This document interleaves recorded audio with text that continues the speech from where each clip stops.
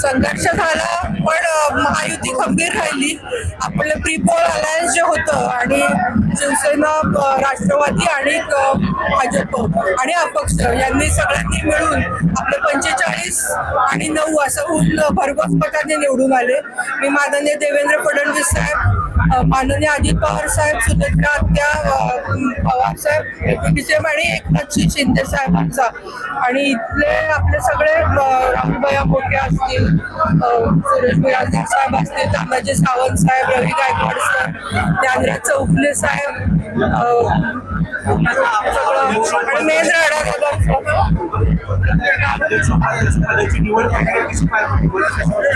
बघितलं एकदम सोपं होतं. वनवे झालं, 45-9 झाले, त्यामुळे काय वनवे झाली.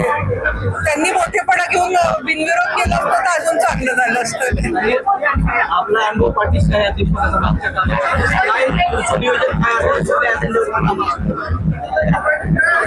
मागच्या वेळेस एकदम कोरी पाठी होती, त्यामुळे जास्त आता मला माहितीये काय काय प्रॉब्लेम्स पण असणार आहेत आणि काय काय करू शकतो. निश्चित चार्ज घेतला तर सभापतीच्या निवडी झाल्या तर आमची पूर्ण बॉडी बसल्यानंतर जे जे प्रश्न येतील आणि आता आहे मनामध्ये पण पुढच्या ह्याच्यामध्ये सांगतो. तेच मी म्हटलं पुढच्या ह्याच्यात तसं शिक्षण पाणी वगैरे म्हणता येईल, पण माझ्या मनामध्ये सध्या शेत रस्ते हे मेजर आपल्या जिल्ह्यातले घ्यावे, कारण माल आता पाण्याने येत आहे आणि आता पाणी मार्च झाला. या ह्याच्यामध्ये शिक्षण आणि आरोग्य माझं नेहमीच आवडीचं राहिलं, पण त्याचबरोबर शेत रस्त्यांवर प्राधान्य द्यायचं मनात आहे आणि महिलांचं बचत गटाचं ट्रेनिंग, कारण महिला आरक्षणावर आम्ही निवडून आलोय, 2 जणी महिला आहोत.